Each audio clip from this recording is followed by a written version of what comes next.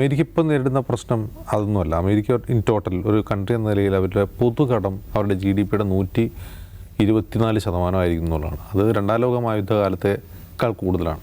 രണ്ടാം ലോക മഹായുദ്ധത്തിൽ ഒരു ഗ്രേറ്റ് ഡിപ്രഷൻ ഉണ്ടായി.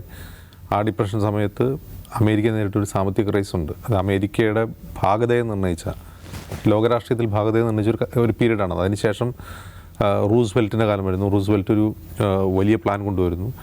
ആ പ്ലാനിലൂടെ സ്പെൻഡിങ് കൂട്ടുന്നു, അമേരിക്കയുടെ എക്കണോമി വർദ്ധിപ്പിക്കുന്നു, അമേരിക്കയെ ഗ്രേറ്റ് ആക്കുന്നു. പിന്നീട് ഇപ്പോൾ അമേരിക്കയെ സംബന്ധിച്ച് അമേരിക്കയുടെ ഡെറ്റ്, അത് കടം എന്ന് പറയുന്നത്, അവർ കടം വാങ്ങുന്നതിൽ ഒരു അറപ്പ് കാണിക്കുന്ന രാജ്യമല്ല.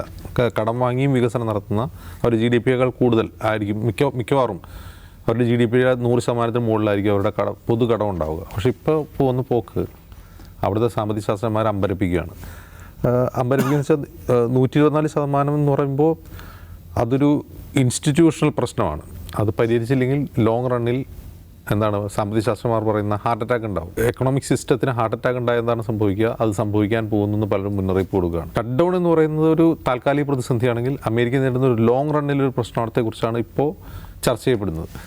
ഷട്ട് ഡൗൺ മുമ്പ് ഒബാമയുടെ കാലത്തുണ്ടായിട്ടുണ്ട്, പലരുടെയും കാലത്തുണ്ടായിട്ടുണ്ട്. ഷട്ട് ഡൗൺ എന്ന് പറഞ്ഞൊരു താൽക്കാലികമായ ഒരു ട്രഷറി ക്രൈസിസ് എന്നൊക്കെ പറയുന്ന ഒരു പ്രശ്നമാണെങ്കിൽ ഇതങ്ങനെയല്ല, ഇത് ലോങ് റണ്ണിൽ ഉണ്ടാകുന്ന പ്രശ്നമാണ്.